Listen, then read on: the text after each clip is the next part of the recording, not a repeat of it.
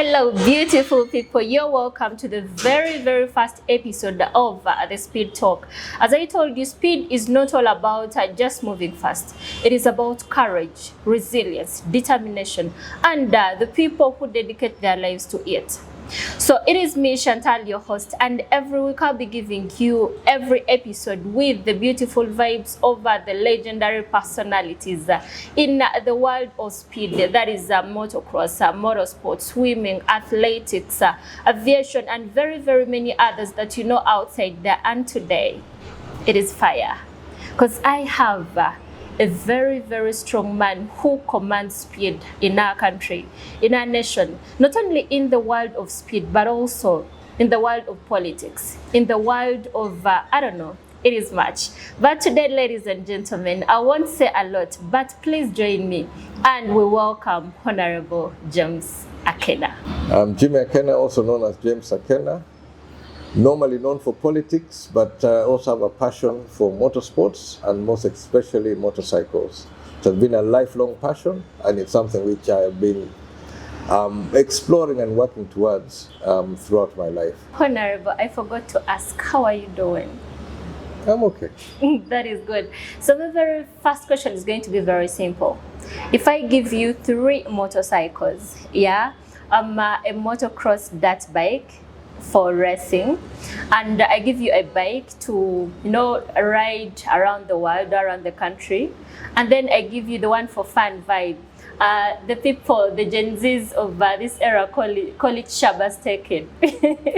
So I give you one, the last one is for vibe, just to show off Shabas take, show people, yes, I'm honorable and I'm doing this.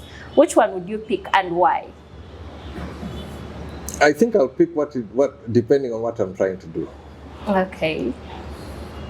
We have Africa Championship coming up next month in Namibia.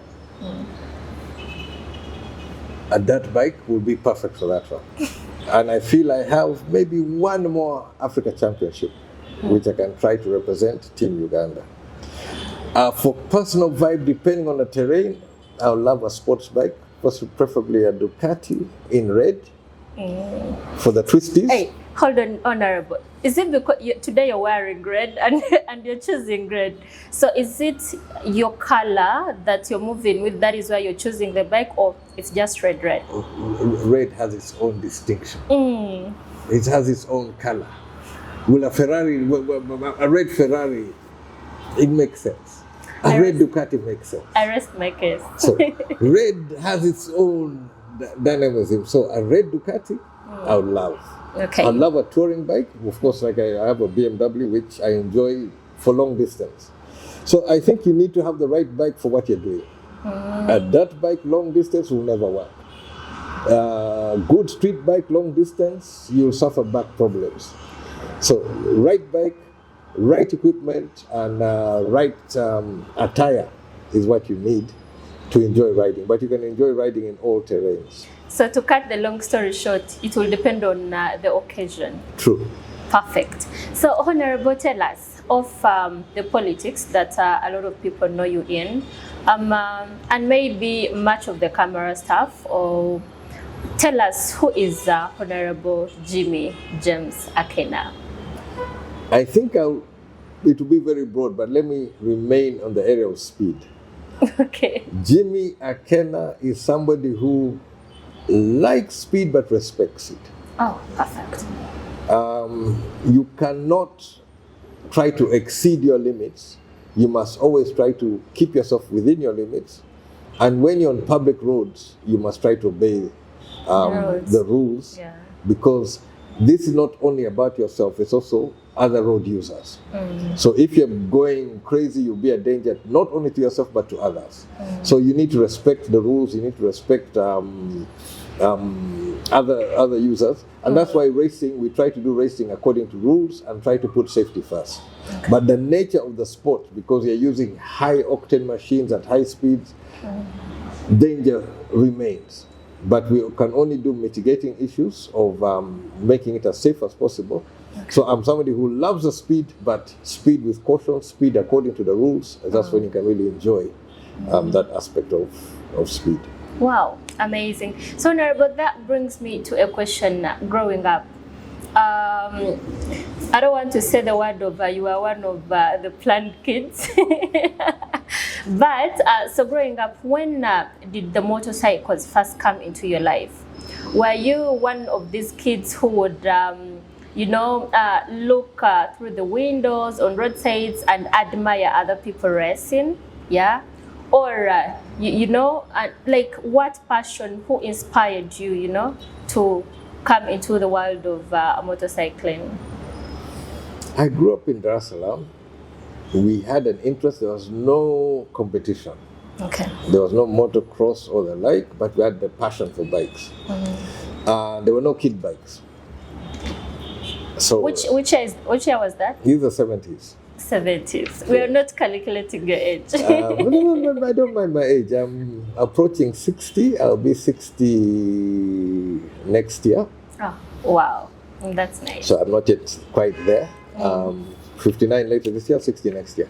So as this was in primary school days, there were no small bikes. I mean, they were in production, but there were none visible. So when you're riding this bike, you're either putting a crate where you can stand on so that you can get onto the bike, or you get someone to support. That is where we started from. And that's where the passion grew from. And what age was that? That would be like from 10, 9, 10, 11. So you started riding when you were around 10, 11? Yes. I mean, I could not reach the ground. I could reach the pegs, but I couldn't reach the ground. Wow, that's amazing. That was the starting point. So the interest grew from there and development from there. Okay. Then we came back to Uganda in 1980. That put me around 12, 13.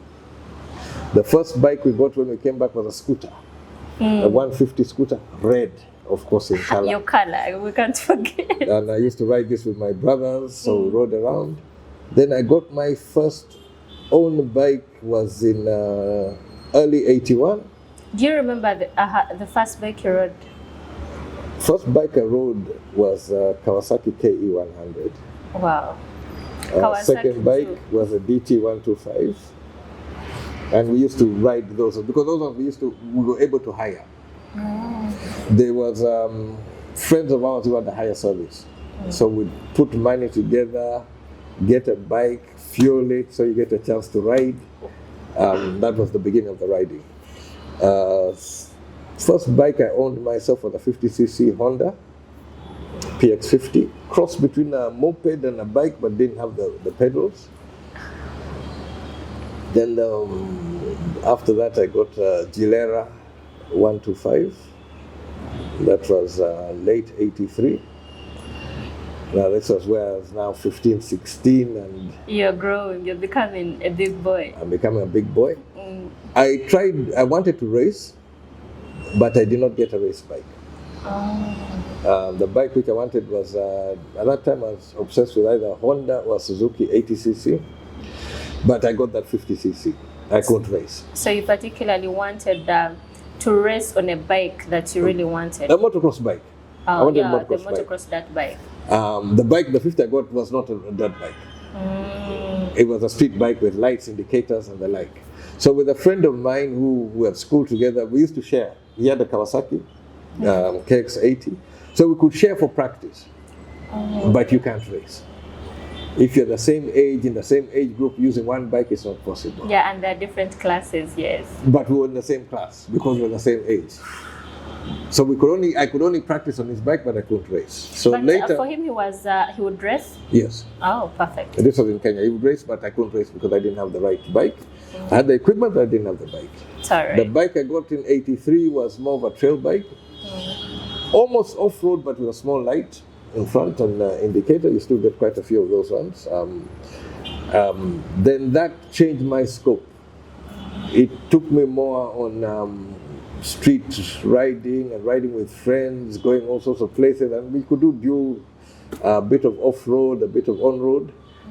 Then around 84 is when I rode my first, I would say, street bike, which was a Honda CB404. Okay. And that one blew my mind.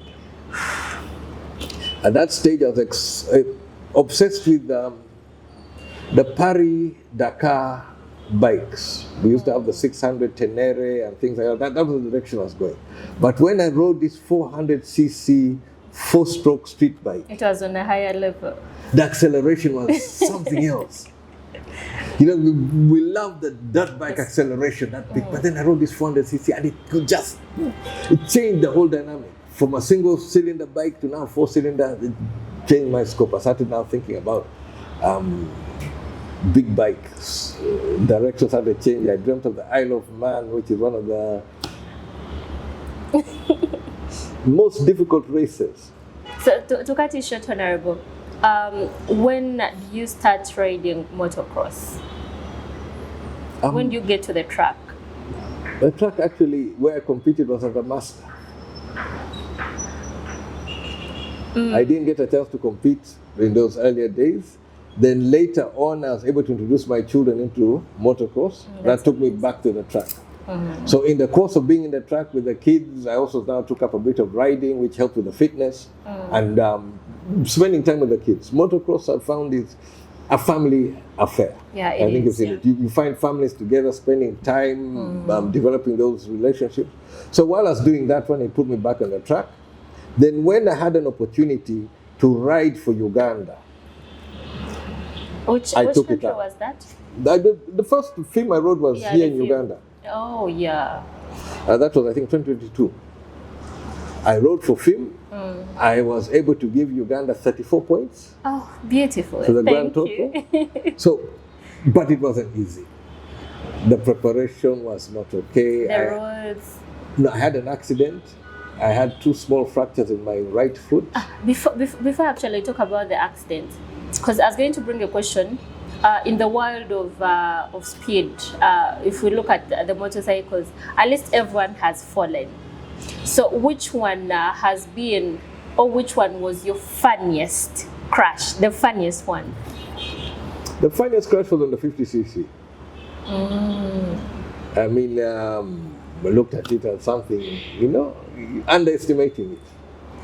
And then it humbles you. Okay. Now that 50cc, in a space of about 3 weeks, humbled 3 people. There's the one who taught me how to ride, who could, way back in the 70s, was doing wheelies, 4 gears and whatever. That 50cc put him down, gave him a nice bruise on his face. There's somebody else who had Mbarak, a friend of mine, that same 50cc put him down. Humbled him also. And it also humbled me. So the lesson is, respect it. Respect. Even if it looks small, doesn't have power, it will always put you down. It can always put you down. And you cannot really say you're a rider if you have not gone down. You cannot. You cannot, yeah. Okay. So nice. We missed a point, Honorable, of who inspired you. Apart from you loving, you know, the sport and anything, who inspired you to join? I think it was an interest, and you get inspiration along the way. In Tanzania, there was somebody who was with us, was trained by Husqvarna here. In those days, we were talking about the European bikes, but those days it was the Japanese bikes for us. I mean, it was the Yamaha, the Honda, the Kawasaki, and the Suzuki. Those were the bikes. He talked about Husqvarna, and we didn't know that much later it would come back. Then when I came back here, there was a gentleman called Dick Kawesa. Dick Kawesa was an incredible rider. He broke records in the 70s, was on top of the world, and he could tune a bike. Wow. Dick could work on a bike, the bike would just give you some performance you would not believe. But as you mentioned, the issue of accidents, Dick suffered several accidents until the doctors told him that you should stop. You have to stop. Oh. If you don't stop, we're now looking at amputation. Amputation. He had broken his leg so many times, his arm so many times, and could not really join well, and you know, you do suffer consequences of this. And there is but Dick was an inspiration. And there is a way the sport gets into your mind that when you love it so much, even if you fall several times or what, at the end of the day, you feel like, you know, you have that thing in your head, you feel like you want to keep riding regardless of what comes across. I think anything in life worth achieving, you must be able to take the hits. Okay. There's nothing worth it which is going to be smooth. Look at a child learning how to walk. They will fall so many times. But they'll keep getting up. They'll keep getting up, and that's the most important thing. If you go down, you have to keep getting up. Perfect. And that's how you have to keep on until you reach the level which you can. You're right. We've used motorsports and motorcycling to help develop talent and life skills among our young people. Plus discipline, actually. Plus discipline. And you have to have discipline to achieve. Yeah. So somebody comes, sees what somebody else can do, wants to do it, and you have to tell them, to be able to achieve that, you will have to put in the work. Wow. And when you do the work, you'll get the result. But that is life. You want to succeed in life, you have to put in the work. You will fail. You'll get setbacks. Get up. Get back at it.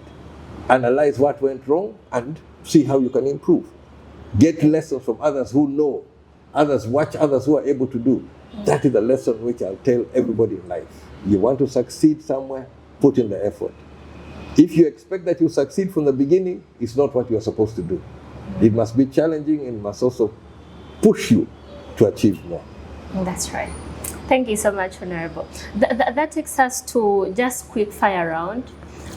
Helmet or no helmet? Helmet.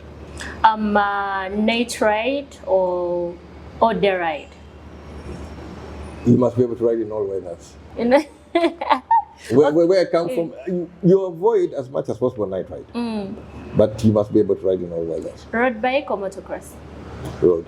Oh, wow. Solo ride or group ride? Solo. Speed or comfort? Both. Honorable, it can't be both. You're choosing one. I've done both. I did East Africa on a sports bike. No comfort. Okay. Broke my back. You broke your back? I mean, it breaks the back. You feel it, whatever. Okay. I've done solo rides on a BMW, very comfortable. So it's a mixture of both. But on the twisties, sports bike. Okay. Cruising, BMW. So overall, I'll go for the BMW. Good. Rain or sunshine? Sunshine. Okay. I don't like wet weather. I don't like all. Okay. Manual or automatic? Manual. Okay. Perfect. So if we go to the big story, Honorable, what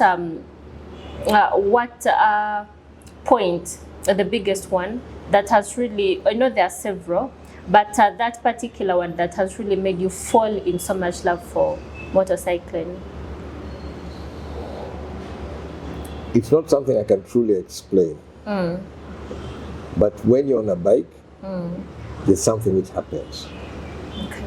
Especially if I'm stressed, I can jump onto my bike, go to the equator, have a cup of coffee. I come back and I am completely peaceful with no stress. So a bike has something which can release tension. And so I love it in that way. Then also you save time. No jam. You beat the jam. From Chira to town here, 1.5 hours in a car. I can do it 25 minutes on the bike. Wow. So if you compute it, every day you're commuting, 3 hours commute, how much time is lost just sitting in a car in traffic?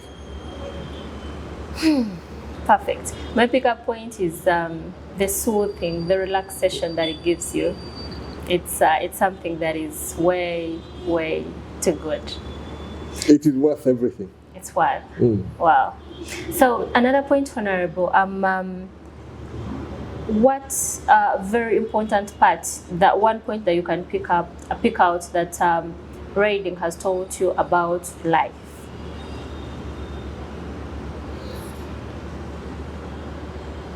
When you ride,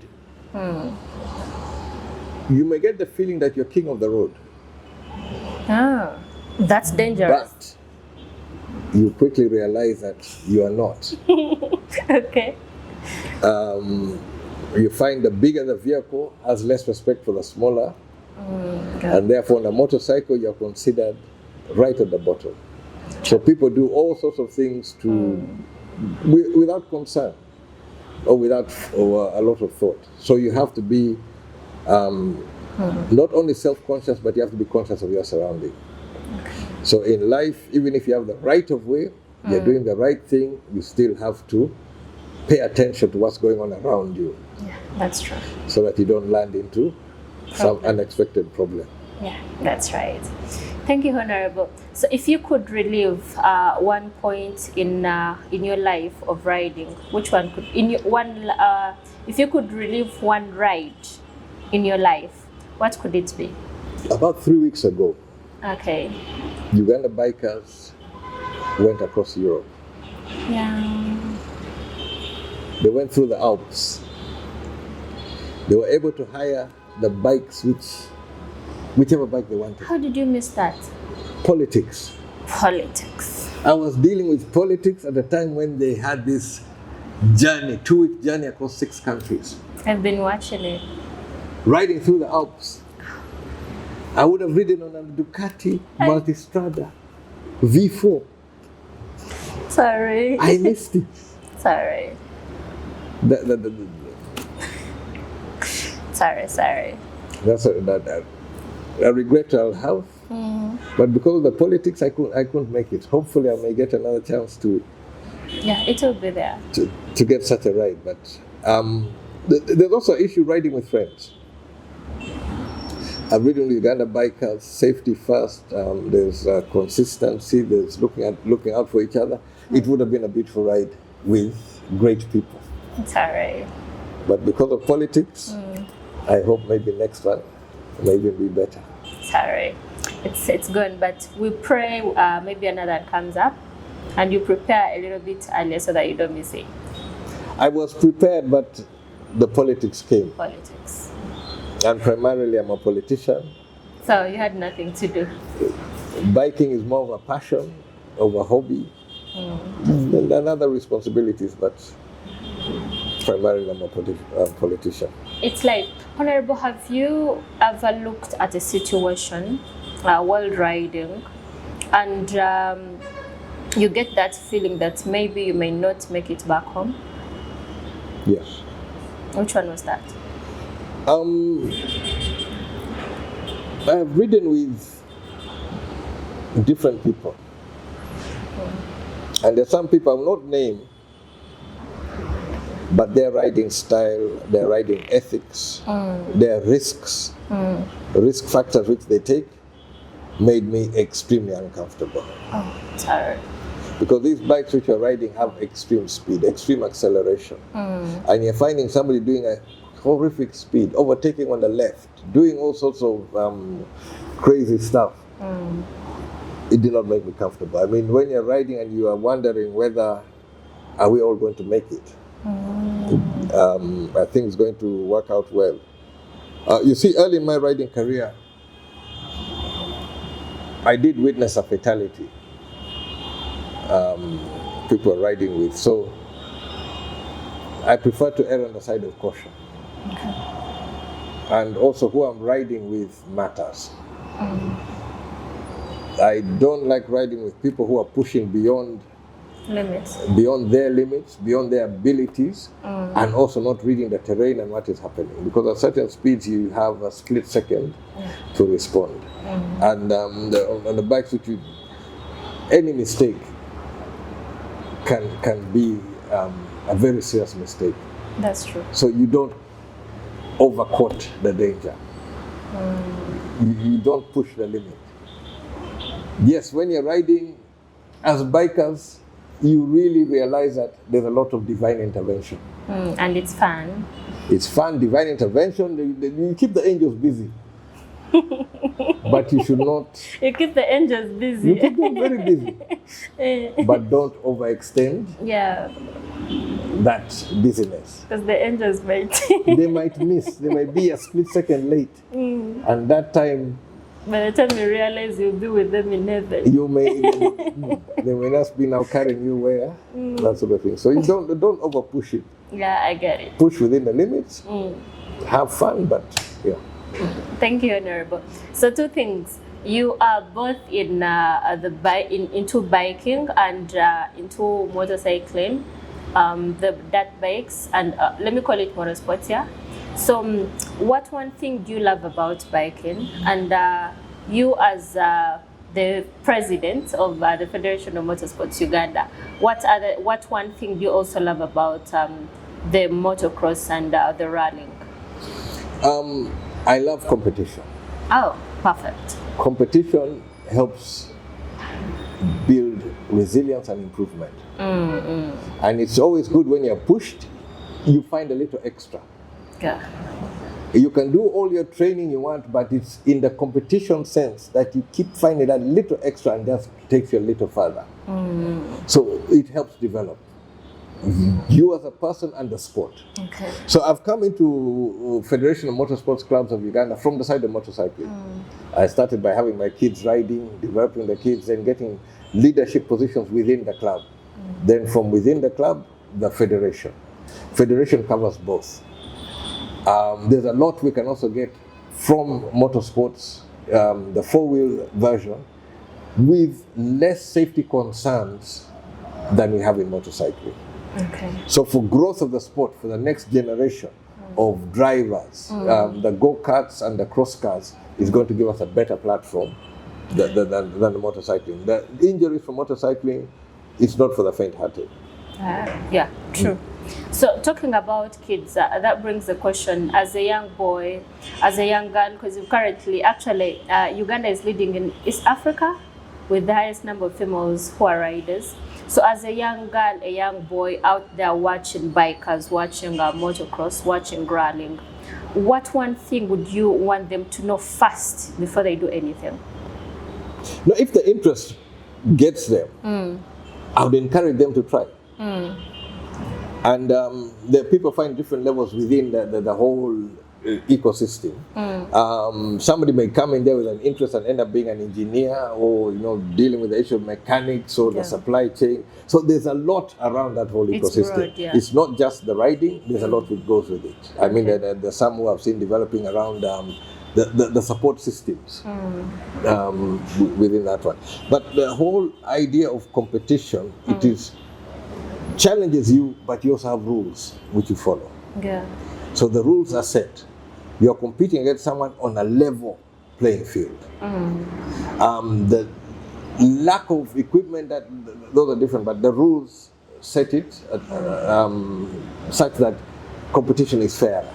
That's why you have categories, equipment, categories according to age and the like for when you enter. And even different categories on levels of experience. Like you cannot join today in rallying and go for, For NRC. Yes. Yeah. You must go through the stages to develop and to understand a lot more around it. Yeah. So I love it in that sense. Competition, organized competition. Yeah, perfect. To help develop our talent, develop our skills, develop our abilities, such that we are able to put up. And Uganda has done great. On the continent, like the women, we're forced to reckon with.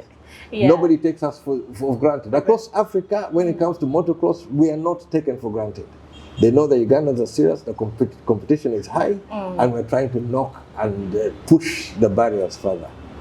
That's amazing. Talking about competition, Honorable, this is going to kill some of your friends look for you. It's going to make them look for you. Who is the slowest rider amongst your friends?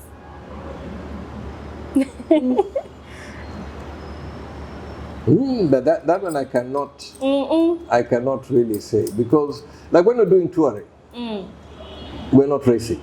Okay, when you talk about racing, when we're doing touring, it's like you get positions. The team captain is not to be overtaken. That's the one who leads. Okay. Normally, if I have a say in it, I like the two slowest riders to be immediately after the team captain. So which means you have the slowest riders, but they're not your friends? No. But when you're riding in the group, somebody can be team captain. Doesn't have to be the fastest, but has to have experience and be able to guide whatever. Okay. When you put the slow people, it's to avoid the group splitting. If you have a slow person at the back, by the time you realize the slow person is, will be very far back. But where the slow person is immediately after the leader, in the mirror, the leader will be able to gauge the speed. Okay. So you have position. The sweeper who will move ahead, get to the front, slow people down. That is a group ride. When it comes to motocross, it's competition. And you enter the competition. There's a championship over the year, so you're racing. In Masters, my main competition was Mwangala. Is he you're slower than him, or No. he is slower than you? No, Mwangala beat me, I think, once when I had a mechanical. Okay. But he has pushed me. Okay. There are times he has made me work, and it has helped both of us. So now, on record, Mwangala is your slowest. No, not slowest. You see, in Masters... No, we need to put that on record. No. In Masters, we rarely get a full house. Okay, but still, So we to always get have the winner. 3 winners or 2-3 riders in Masters is a huge event. But we have position 1, position 2, position 3. Now I'm saying my biggest competition had been Mwangala. Okay, we leave Mwangala it was at able to come from time to time, and we go through competing with each other. See, the problem with us as masters, we're brittle. When you go down, you don't bend. that. You break. You break. And when you break, it takes a long time to heal. I know. So we ride at our own pace, within our limits, Okay. and knowing a lot depends on you. But the chance to ride for the country, if I get a chance to ride for the country, it's a different thing altogether. So Namibia, you're going to ride for the country? No, Namibia, I don't have the fitness. Oh, okay. It would be unfair for me to think that I can really do much. And with 1 month to the event, You can start practice now. no, if you're young, maybe you can get it in 1 month. Okay. For those of us when we're preparing for this competition, you start earlier. Okay. A minimum of 3 months to get the body in a position to be able to handle. Okay. So, Honorable, back in the other part of biking, have you ever run out of fuel? Yes. Oh, nice. Have you ever forgotten where you parked your bike? Yes-ish. What do you mean, yes-ish? I'm not completely forgotten, but where you think that you should have left it here, but it's not quite where you left it. Okay. Have you ever received a speeding ticket Not on a bike. in a car? Yes. Okay. Back to, if we talk about family, what does your family think about you, or take you, in that part of racing, biking and stuff? All my brothers ride or rode at some point. Okay. So we've been It's riding. a family thing. Family thing. Next gen I've been racing. And even now the next gen I've also been racing. Okay. So we have now 3 generations of riders at the family level. Wow, that's nice. So, Honorable, when people hear about your name, Honorable James Jimmy Akena, 30 years from now, what would you hope to hear them, as a legacy about you? I am trying to use the tools given to us Okay. by the FIA to try to expand the scope in which we can get tomorrow's champions. By that I mean that to try to unroll motorsports, to look for talent, to look for those exceptionally gifted kids who can be developed as the next generation competitor. Yeah, okay. So with the tools available, I want to use the cross-car and the go-karts to start tapping into where can we get the next generation talent. Okay, that's amazing. Honorable, here on Speed Talk, are you being a champion, our first guest? We shall be asking every guest one special question, starting with you. What does speed mean to you?